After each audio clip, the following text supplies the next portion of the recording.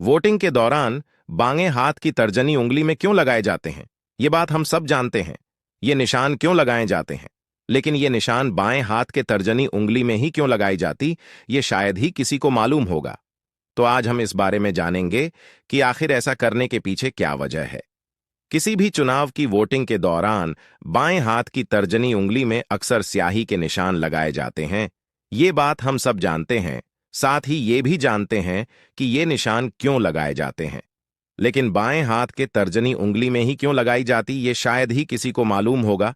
तो आज हम इस बारे में जानेंगे कि आखिर ऐसा करने के पीछे क्या वजह है। जानकारी के मुताबिक मैसूर के राजा ने चुनाव के दौरान फर्जी मतदान रोकने के लिए हाथ की उंगली के नाखून पर स्याही लगाई जाने वाली स्याही सबसे पहले मैसूर के महाराजा द्वारा वर्ष 1937 में स्थापित Mysore lac and paints limited company ने बनाई थी। वर्ष 1947 में देश की आजादी के बाद Mysore lac and paints limited सार्वजनिक क्षेत्र की कंपनी बन गई। अब इस कंपनी को Mysore paints and varnish limited के नाम से लोग जानते हैं।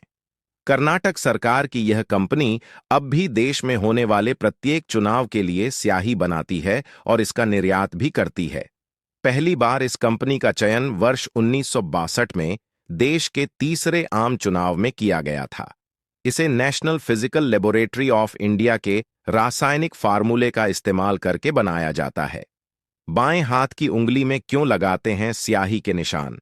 तो दोस्तों, वोटिंग के दौरान दाहिने हाथ की उंगली में इसलिए स्याही के निशान नहीं लगाए जाते क्योंकि दाहिने हाथ से खाना खाने के दौरान उसमें मौजूद केमिकल स्वास्थ्य को नुकसान पहुंचा सकता है।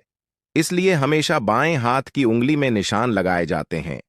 वहीं यह भी माना जाता है कि जिनकी तर्जनी उंगली नहीं है, उन्हें तर्जनी के बगल वाली उंगली में निशान लगाया जाता है, जबकि बायां हाथ नहीं होने पर दाहिने हाथ में और दोनों हाथ नहीं होने पर पैर की उंगलियों में निशान लगाए जाते हैं।